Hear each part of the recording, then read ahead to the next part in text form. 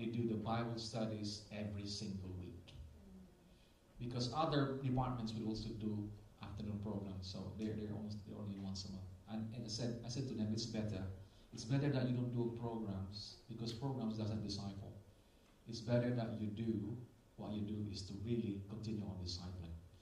I am no longer there, but they are continuing. Now, okay,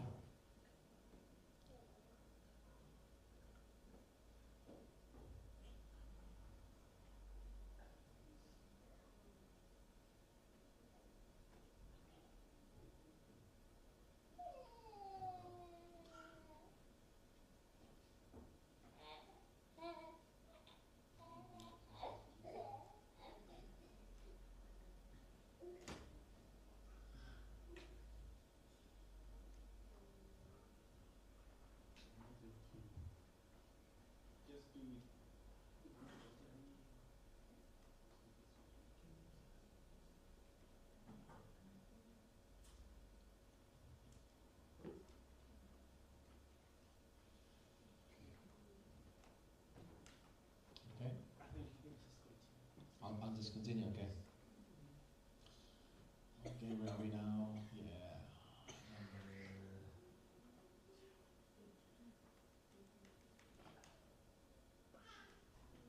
Okay, so we are in number 2. This is, okay, now this is one of our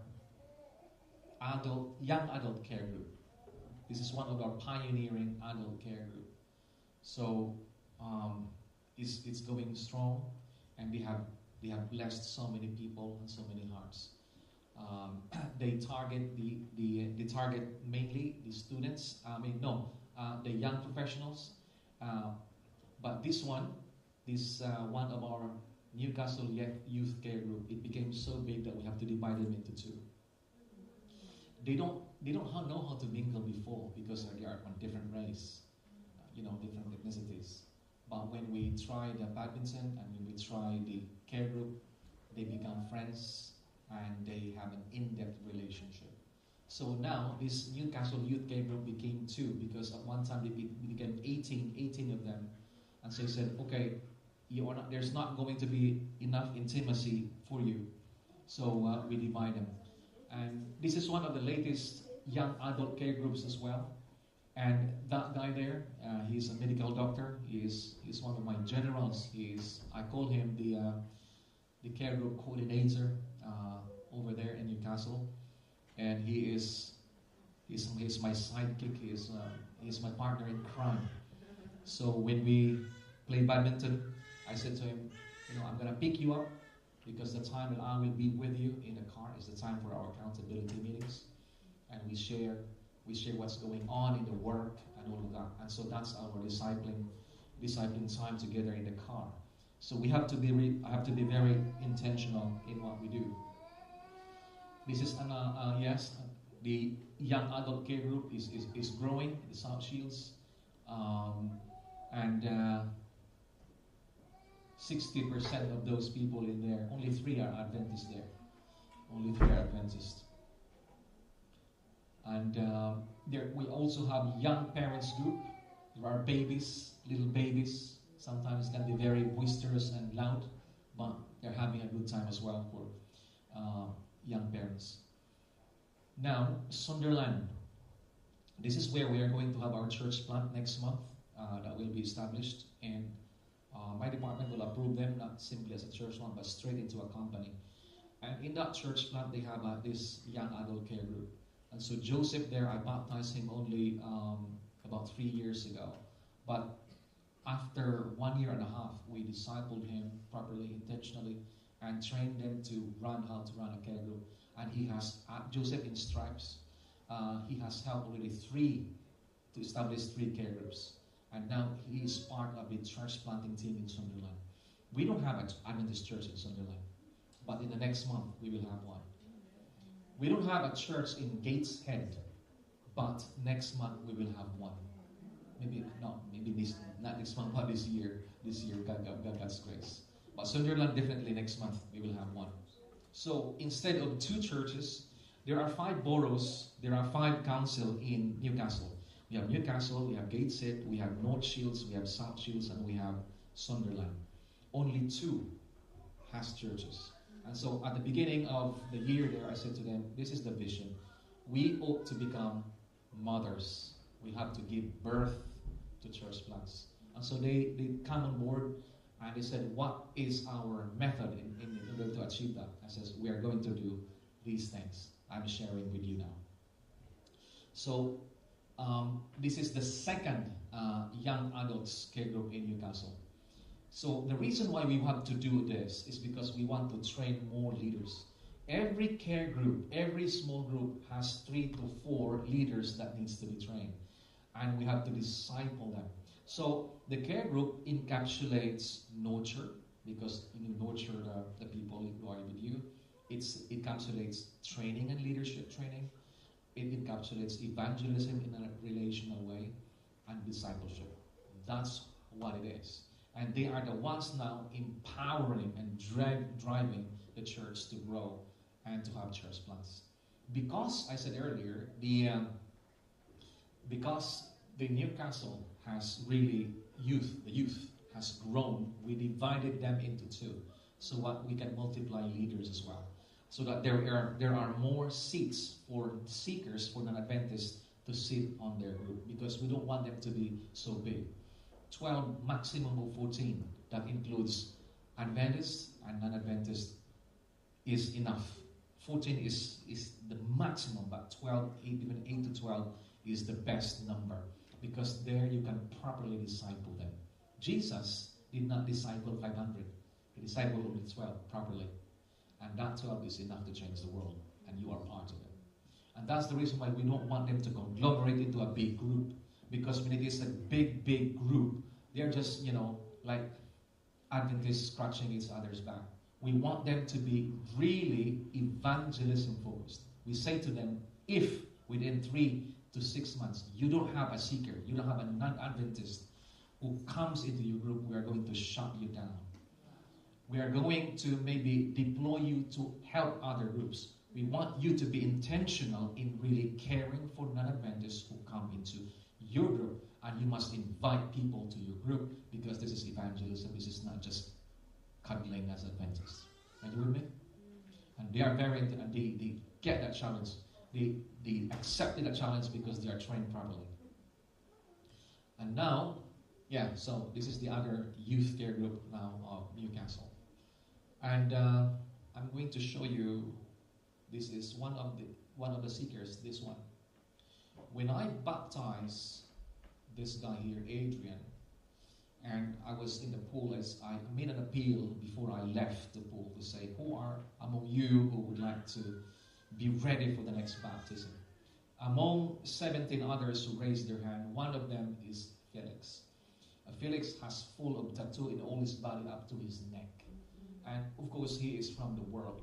But when he joined these care groups that we have trained, these people here that we've trained, she's one of the leaders, one, 2, and 3. And the other 2 leaders are not here. But this lady here and Michael, they are the core team. When he joined with them, when this guy joined, oh my, he fell in love with the Bible, he fell in love with the Word, and he fell in love with their friendship. And so now he is going to be baptized soon. Of course, by another pastor. I'm no longer there. But the work continues on, even if I am no longer there. Well, the pastor is no longer, is not yet there, because he is on transition. It's been 7 months now, and he hasn't transferred yet. And he only visited one time yet, because he's not there. He's not living in Newcastle just yet. He's still going back and forth. So this is South Shields. Some LGBT are here, but we warm up to our young people. And what happens here is that in the church, listen to this, there are 3 words I would like to give you. In the church, we want people to believe and behave like us, then they can belong. Right? We want you to believe what we believe, and we want you to behave like we behave, then you can be a member and you belong to us. Now in this, it's different. The belongingness comes first. What are you? Are you Muslim? Are you Buddhist? Are you Sikh? Whatever. You belong here. This is our family. You belong here, regardless of who you are. And through that, we create the soil conducive for the growth of the seed of truth, powered by the Holy Spirit. So now, because you feel you belong and you truly belong, you feel the belongingness, you feel that we are a family here, then you start to believe. And when you believe, then of course there is a transformation. That's when you behave like we do. And so it is the reverse of what is the requirement for the church. Are you with me? Because you are not a member. We are just a family. This is just a small group. But we want to show you what Jesus is like through our demonstration, through our lives. And so the small group becomes the finest expression of what Christianity is because it is demonstrated in the life. You get me? Now, one of our is a medical doctor. She has gone through the training, and because of work, she moved to Scotland. And once in Scotland, she and her boyfriend just started a care group. Why? Because once you are trained, it will change you forever. You will become lover of souls, truly. And you will have a burden and a desire to create evangelism, not just information-based, just like giving tracts or giving books, but in a relational way. This is a lifestyle change. This is not just an event-based ministry. This is a lifestyle change. And I'm going to say to you that if you are wanting to go to a divine worship, because that's your lifestyle, you want to go to the Sabbath to attend divine worship, the same requirement is asked of you, although this is only shorter. Because for the Sabbath, you are here the entire day. But for this, it's only 2.5 hours or 2 hours a week to commit. But it will change many lives, including yours. And so evangelism through the small group, through a relational way. And so our young people are not leaving the church. They look forward to going to church because they want to meet their friends and to meet their invited friends. Now, some of those who are in the care group from the community cannot go here. Some of them can go, but some cannot. But I'm going to show you here, for those who cannot. Here it is. In Acts chapter 2, verse 42, this is the element that we do in our care group. 4 things that are non-negotiable. And they continued steadfastly in the apostles' doctrine, that's Bible study, fellowship, and in breaking of the bread, that's food, and in prayers. So we have fellowship, we have Bible study, we have prayers, and we have food. We can't run care group without food, because food is like family. Right? We eat. That's the New Testament principle. And for 2.5 years, we never asked money from the local church to support us, because everyone just wants to bring some food. They're excited. Some of them bring pork. In their enthusiasm, they bring octopus because they don't know. But we have to tell them, in a loving way that no, we can't do this. And so, but they like our friendship, so they are very excited. I'm talking about the community. Okay. Now, that Englishman there in the middle is from the community, the one who raised his hand. His name is Neil, and I'm training him now properly. So Neil wants to know the truth. He knew Adventism in YouTube, and so he searched for an Adventist church in Newcastle. And then he rang me. He got my number from the internet. And so it says, I'm going to come to your church whether you like it or not. And when he came to the church, I said, Neil, because you're interested in the truth, I'm going to tell you, I'm going to introduce you to one of our adult care groups as well. Because I want you to understand, yes, the information, but I want you to be related to our care group. Because you have to understand this. A new convert that doesn't create friends in the church, they will leave in the next 3 to 6 months. Are you with me? Because it is the friendship that let them stay. It is what helped them this retention thing. Okay? And so, he used to be in a rock band. He's a bass guitar. And so when I introduced him to the care group, he now get the guitar and start to, guitar. And I'm gonna make the long story short because we have to go long back. I just baptized him before I left. That's the person from the community. Because he was so attracted with the truth, but also attracted with how the church is so loving and caring. It's true, the three angels' message. It's not just the message, it's the messenger as well, carrying the message. Are you with me? Yeah. So it cemented the decisions of, yes, this is the church. I have a family here and I have a truth. It's not just the truth, it's about the people. Because you and I are the church. Here's another one, Chris. Chris used to be in a wheelchair. And the first time I went to Newcastle, I parked my car and the pathfinders were trying to fundraise because they want to go to the Netherlands. And he just lived across the street and he was shouting, "What are these young people doing washing the car?" Says, "Oh, they are fundraising," and I explained. And then he got some coins. And, "You got the bucket? Okay, I'm going to throw the coins and catch it with a bucket." And then that's the start when we knew him. When the two elders went there, he was wheelchair bound. He was shooting himself with insulin every day because of pain. He's never been out for 25 years. To make the long story short, we care for them. The elders, Glenn and elders Cass, cared for him, and also I was involved in caring for him. And he wanted to be baptized. It's not so much about the truth, but through the friendship and through the relationship. But he doesn't want to be lifted up in a wheelchair and or lifted by himself, but he would look so helpless. And so he said, "Oh, I long to be able to walk." And we prayed, and God did a miracle for him. And not instantly, but gradually, he was able to walk, and I baptized him on the altar before I left the church. Amen. And when we brought him into the beach or into the park, he would cry and says, "I've never been out. This is my first time after 25 years. Thanks to you." And he told us that he was about to kill himself. Had it not been for the church that found him and he found the church, he would have been dead. But he's far now. And we text message 3 times a week.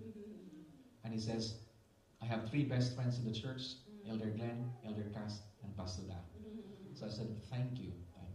So he says relational. It's about relationship. We can't just give. It's good to give tracts and whatever, but we need to invest time with people. That's why it is a relational approach. John, from the community again, he also saw Adventism and the truth in YouTube, wanted to come. But John, I baptized, he was the first. Chris and Neil were the second batch of my baptism there, but he is the first. He is the tallest, the biggest, the heaviest Englishman I've ever baptized. And if I baptize another one as big as that, probably I would my days. When we baptize, we said to the candidates, it doesn't matter if you're big and I'm small, as long as you bend your knee, because when you bend your knee and I will lower you, I will only be carrying half of your weight. But do not lock your knees, because if you lock your knees, you're going to be full like a tree, and it's going to be so heavy. Man, he locked his knees, and it's so big. I was really struggling.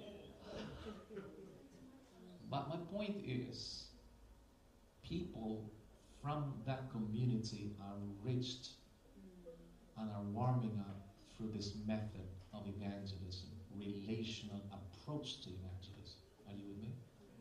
And I would like that if only churches would open to see that this works, especially here in the UK. One of the videos in the training that I created, it's only about 18 minutes that you can watch. I looked at how evangelism started here in the UK. 255 meetings of a veteran evangelist from America who baptized thousands upon thousands. Very successful. John Lockborough When he came here and did the same method that he used in America, 255 meetings, zero results. But when they switched to house meetings, and when they switched to home evangelism method, they started baptizing. And the first baptism here in the UK is not anywhere, it's done in the house. You can watch that in the video that I would like to share with you later on. Tammy from the community again, an English woman. She joined the care group, and whenever we have funeral in the church, she would say, I want to be part of those who would decorate because I am a florist by profession. She's not Adventist yet, she's baptized, but look, these are people who warm up because of the care group ministry. Are you with me? All right. This lady on your left with a baby. Her name is Abby. She's one of those who wanted to be ready for the next baptism. But this is the story. Abby brought her husband here and 4 children. Okay? And when her husband was here, he planted another baby on her. And whilst giving birth to that baby, her husband left her for good, for another woman. Yeah. Depression, postpartum depression, and all that. What are you going to do? You've got 5 kids now. You are alone. How can you work? How can you do these things? So she was about to harm herself. But for some reason, one of the leaders of this group, one of the adult care groups, ran her and invited her for dinner. Because we have dinner in our care groups. And the rest is history. So she came, and as a matter of fact, all those children there are all her children, and they're all receiving Bible studies from the care group. And that is now her lifeline. Says, this care group is my lifeline. I said to this care group, this adult care group, one of them, I said to them that she is now your mission. Because here is the finest expression of what Christianity is. When we come to the 4 walls of this building, it is the finest expression maybe of our worship to God. Are you with me? But not the finest expression that the community can see, because the community is not here. Except maybe for those who are visiting. But this one is the finest expression of what Christianity is, because it's not just about the information that you give, it's about your life, how you attend to them, how you care, how you listen to them, how you share, and how you bond, and how you create friendship. So in summary, this method of care group ministry builds age-appropriate, relationally driven groups that nurture members holistically, redefine the church experience, and foster connections with the unchurched to help narrow the existing cultural gap and dismantle prejudices and skepticism. So that is the community, this is the church. It becomes a bridge whereby they can easily go in there. But some of them cannot transition to the church because of our culture, different ways of doing things. That's why those who cannot transition there, is feasible, it's better to create a new church plant. And that's why we're doing 2 church plants soon. Number 3, second to the last, is the understanding and reaping. The understanding and reaping is actually the comprehensive Bible study that you give to them. Because in number 2, here, they have warmed up to you. What we do here is we give them milk, actually. Every week, we just give them milk. Milk means parables of Jesus, teachings of Jesus, miracles of Jesus. We have 4.5 years of series of that. I can give you that to those if you want to start, but you need to train first. But it is not just milk, it is the foundation actually, because it has the devotional way of study. What is it? What does it say? What does it say? What does it mean? And what is God telling me about this text today? That's what it is. When they grow in that, they will say, okay, I want more. Why is it that you're going to church on Sabbath? Then that comes the doctrine. Why is it that you think that those who die will not go to heaven straight, but would rest and sleep and wait for Christ's coming? That is when we bring them here. However, I'm going to also give you this information as well, that here comes what sidewalk evangelism will be. I'm not sure if you've joined sidewalk evangelism. You haven't? So, okay. Sidewalk evangelism is actually the traditional way of doing it. So you print leaflets and you are funded by the General Conference straight away. But what you need to do is that you need to arrange for a time whereby you can invite people to come here. And that would be reflected in your leaflets that you're going to distribute. So you prepare for food, you prepare for refreshments, and then you prepare your presentation. And you prepare whatever giveaways you want to give so that the community who are interested to come here will be served with the word and also with other things. All of that, if you propose that, the General Conference will fund you. So the General Conference is going to say, okay, how much are you going to spend for advert and flyers? This is 1,000. Okay, how much are you going to spend for food? 2,000.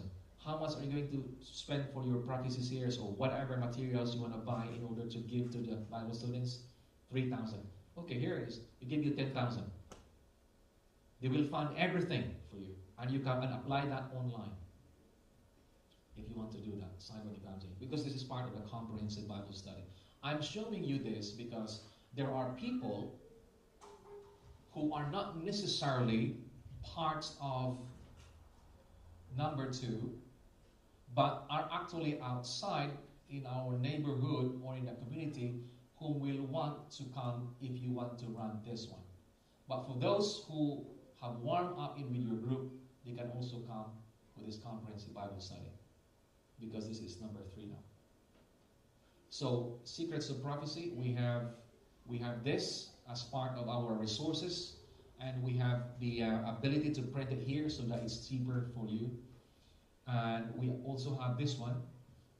It is written Bible study guides for those who will be interested in Bible studies. Supposed to be £12 for one set, but it's only £3.50 because we have the authority. We have given the permission we are authorized to print it here in the UK. So we're just asking for the printing costs, nothing else. And number 4, retention and disciple making. Once you have baptized people, you need to work intentionally on retaining them and to make them disciple makers. So how do we do that?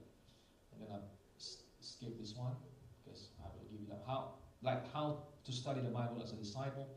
And we have this discipleship handbook. This is produced by the General Conference.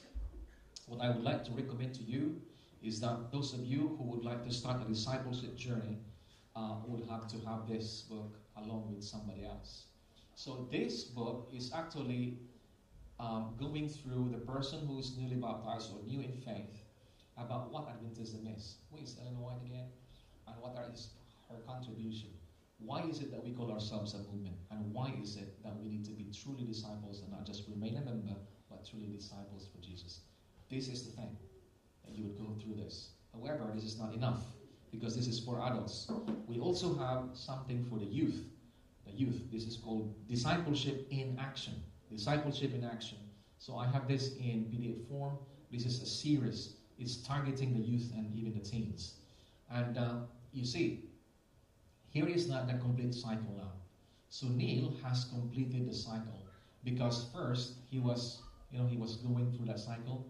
Now this is his care group, and he has invited this guy here, who's a taxi driver. Listen now, and he has also invited another one. So now he becomes a disciple and a disciple maker. He is part of the leaders of this group. Amen? Man, you're too sleepy. All right. Right, so now here is Joseph that I baptized in the open sea when in the beach. Man, the waves so big up to that one, up to that. And he says, "Are you really sure that you want it this so big?"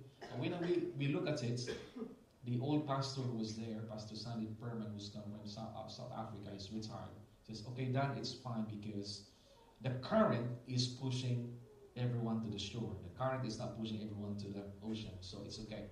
So we baptized, and some people were scared because of big waves.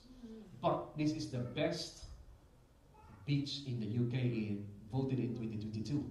It's called Sun Haven Beach Resort. Nothing like Jamaica though, but at least it's got a golden sand as well. Got a golden sand. But I baptized him, and we properly discipled and trained him. He's gone through that and gone through the training of care group training, relational approach to evangelism. And this is what I said to you. He has held three groups already.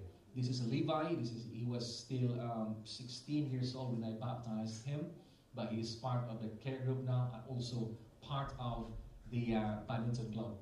This is his brother, the eldest brother, Liano. He is a solid leader now. I just baptized him 2.5 years ago. And another brother I baptized as well. They are leaders now, and they are bringing young people to their group. Now, this is South Shields Church.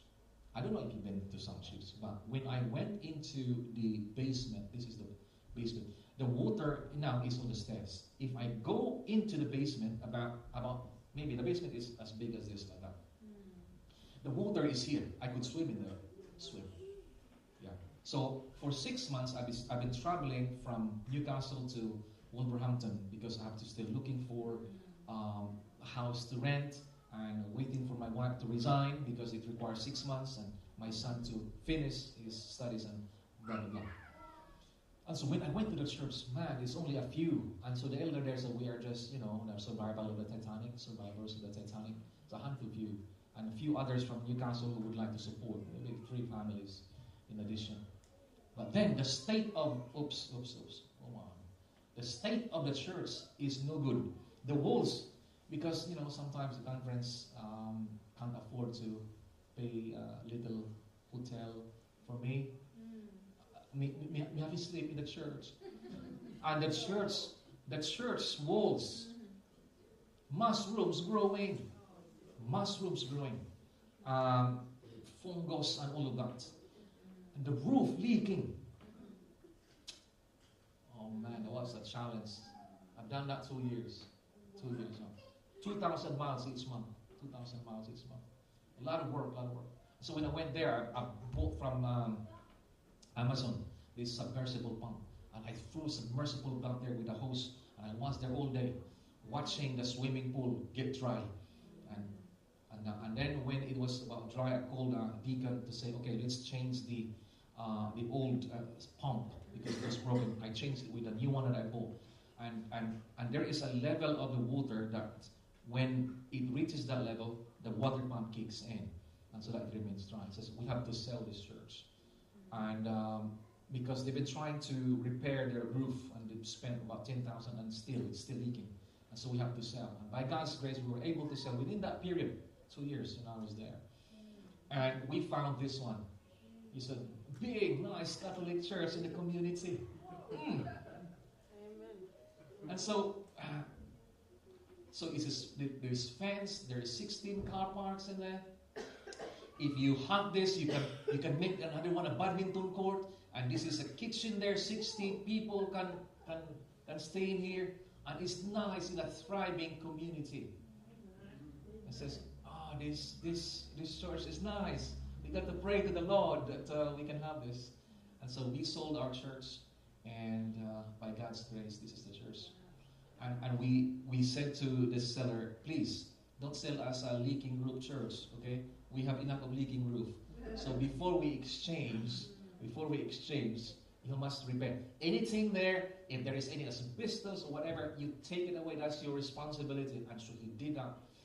He warmed up to us as well, the seller, because we are very friendly. And nice roof, everything. And so this is the church now. So next month they are moving in. They are still refurbishing. And you know that Adventist Reform, that part of our church, he helps so much in this church for free. And he is a builder of kitchen, extension, or whatever you want to do in your house. Everybody would just advertise him by word because his workmanship is so good.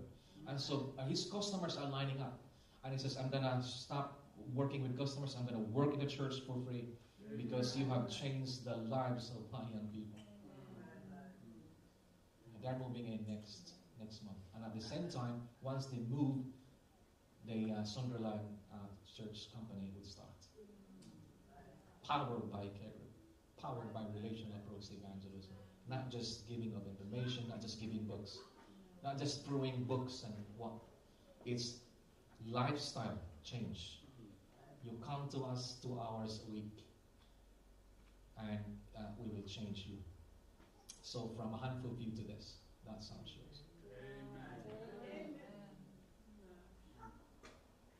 And so when I said this morning that although the Lord has allowed us to go through so much difficulties, I had an accident, my wife almost lost her mind, we almost lost our mortgage because of financial trouble because she couldn't find a job for 1.5 years. But on the other hand, the Lord has flourished our ministry. And I said to you, everything we touch just blossomed. Wherever we go, there are people who would help for the ministry. And they would just help and they would just partner with me in making these things for the Lord. And that's the reason why probably the conference would like to replicate this to the churches. And right now there are 10, 11, 12, 13 operational care group ministries all over. So 9 of that are in the area 1, of course, from where I am. But the rest are also starting now. And at the moment, there are 16 churches that are starting their training. So the training is like this. It's going to be 2 hours like this with me to motivate you to go into training. But the proper training is in phase 1 and phase 2. The phase 1 of the training is that you simply watch 2 videos a week, which is only about 18 minutes each video. If you can watch Netflix for 2 hours, of course you can watch 18 minutes of video a week. And then you watch that according to your leisure time, and then we have an agreed time that we are going to debrief. After my videos, 5 of them, we go into the second phase. Another set of videos, 19 minutes each long, and after 6 weeks, you do your implementation. By that time, in the 6 weeks, also only 1 hour each week, during the evening.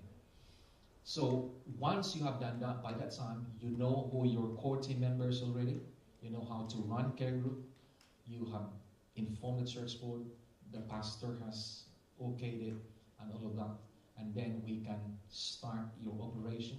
We are not going to leave you like orphan. My department, I have created a core team members who would give you coaching and mentoring as you go along. We train you, but we will mentor you continually. And then my department will support you financially as well. So the church will give 500 a year for your group, the local church, so that now you have an evangelism, not just to simply buy books, but you have evangelism for relational approach. And then the BUC will give 500, and then the TED will give 500, so that you will have 1,500 for your group. One group, okay? And the NEC is 500 in the form of training. So, but you don't give any, but we train you and equip you and all that. So it's 1,500 in total. But you know what? The 7 groups that we've created, we asked nothing. We didn't spend any money because the people just come and give food and bring food. So our approach in the 4 is really simple. It's doable. It can be done in the local church, and it targets youth, teens, and adults too. Any question you'd like to ask?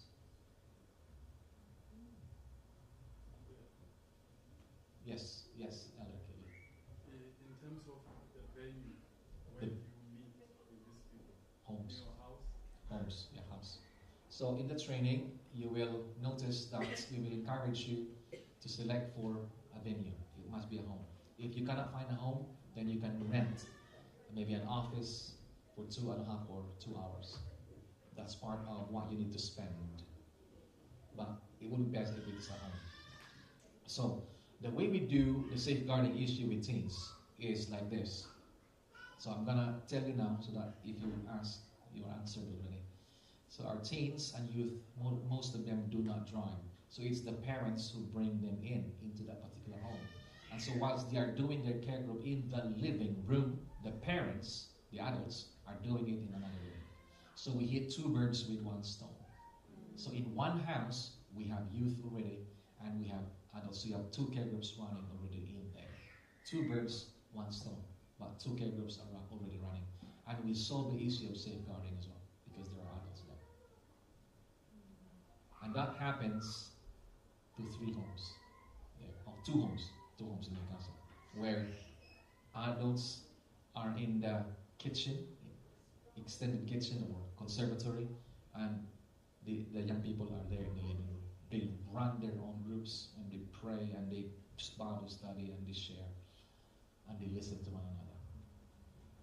Relational approach to ministry. Right. I think you understand. Yeah, you understand. I see the nod. Understand. I've got a question first. Yes. Does the 2 hours replace the Wednesday prayer meeting, or is that the top of the Wednesday prayer? It's up to you. For those who cannot do it, we'll continue with their Wednesday prayer meeting. For those who maybe do it the other way. The others replace their Vespers. Other churches have their Vespers. That's the care group is now replaced with, and the Vespers is now replaced with care group. They still have prayer meetings on Wednesday online, but for those who are running care group, we use the Wednesday for the accountability meeting. The reason why our care groups, our small groups, do not die is because, number one, they are properly trained, they're properly indoctrinated, they are so motivated, they are properly discipled. Second one, because it is systematic, we teach them how to flourish the group. And so they, every week, in addition to their session in the care group, actual session, they spend maybe 15 or 20 minutes as leaders to have accountability meeting. That is when they share each other's the vision. They would say the question, how did we do last time? Who is that girl again that Mike invited? What's her name? And does she need some help in transport or whatever? Shall we buy a ticket, a bus ticket for her?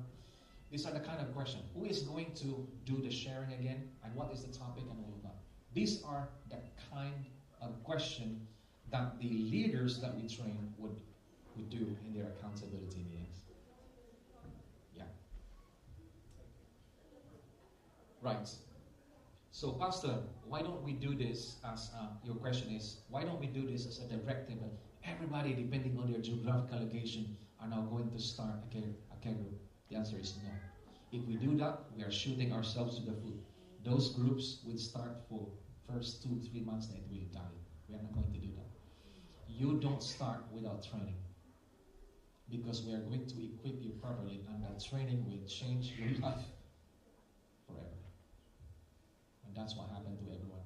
We haven't started a group that died yet, by God's grace. Everyone that we started flourished because of the systematic training and the proper discipleship program that we do for them. And so, you may be few now, but if you're interested, the training is online. It's once a week, 1 hour only. So that's when we debrief in there, and you will have a question and answer in there, and you will also be reinforced with the others in there watching the video. Yeah. Any question? Any more? We've spent an hour now. So are you saying that if I wanted to start, Yeah. I just have to go online and start, or do I have to register somewhere? Or No. If you want to start as a church, you need to set up amongst yourself a WhatsApp chat group, and then you invite in that chat group those who are interested to be trained. You inform the pastor about it, right? And then you add me, and I will add my team. And then we will run a poll as to when you are all available for the training on a given evening during the week. And then we will start the training. For those who are not here, they may want to repeat this so that they will be motivated to join. I mean, the reason why they want to join, yeah, we could also do that. I'm not sure if I could come back. Maybe we can do it online with them. Because when we went to Handsworth, I brought 5 other people with me to bring testimonies. I brought a parent, I brought 2 young people, and 1 young adult, and also my care group coordinator. And when this young adult gave her testimony, she cried because she cried for the seeker that she'd been looking after and caring for. Now says that she is not going to continue on the Bible study because when she went home in the dying bed of her mother said to her, please promise me over my dying body that you are not going to become an Adventist. And so when she came back here, she says, I'm going to postpone my Bible study. And because of this, the leader really cried because she loved that seeker. And I said to the people in Hansport, never would you cry for a soul. Maybe you can cry for a sad movie on Netflix. But this lady who is properly trained now, she would shed tears for a soul that she loved. If you want your young adult or youth or yourselves to learn to really love souls and would cry for souls in prayer, please be part of the training. Because it really changes lives. Changes lives. And the lives of those whom they are caring for. We need to change our methodology of evangelism. We can't go on with our paradigm that we have now.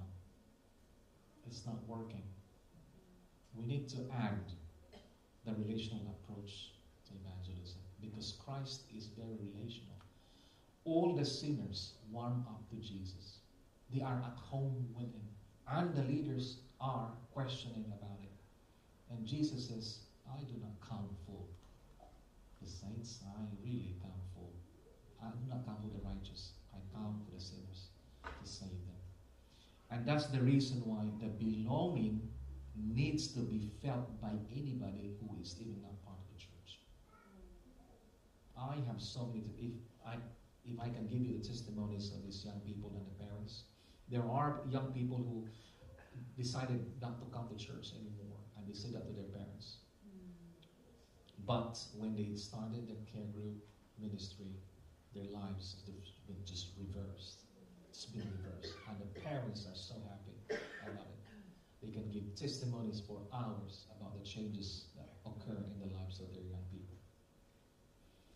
That's why we are called for this.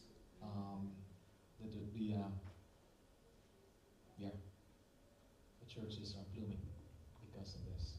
And you see that it is not just the program, it is the discipleship that builds the young people from the inside out. From the inside out. Any more question?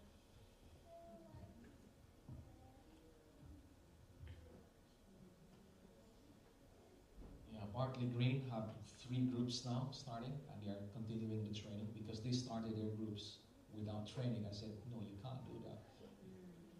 You will die if you don't train because you don't have the biblical principles as to why you do what you do, and you don't have the commitment. But if you train, you will see to it that you're properly discipled. That's what Jesus did. And Leeds Central has finished training. Altrincham has finished training. The Huddersfield district are about to finish their phase 1. Nottingham Bulwell have finished their phase 2 training and they are now in the implementation. And Hansworth will soon, Camp Hill will soon start the phase 1 training. And so that's why I'm visiting churches to really promote this. It really changes people forever.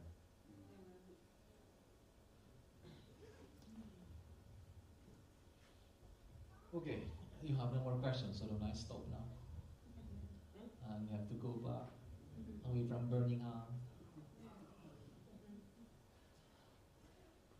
Thank you, Elder, and thank you, everyone. If you are watching, let me know if you're interested, and you must be interested as well. Especially promote this to young adults or young people, so that we will see the difference that will happen in their lives. It's truly transformative. That's why we call this transformative relationships, because it will truly transform. We are transformed through our relationship with each other and our relationship with Jesus. It is not to replace what we are doing currently, but to add, to complement to our existing ministry. Because whatever ministry that we do, it complements. You see this one.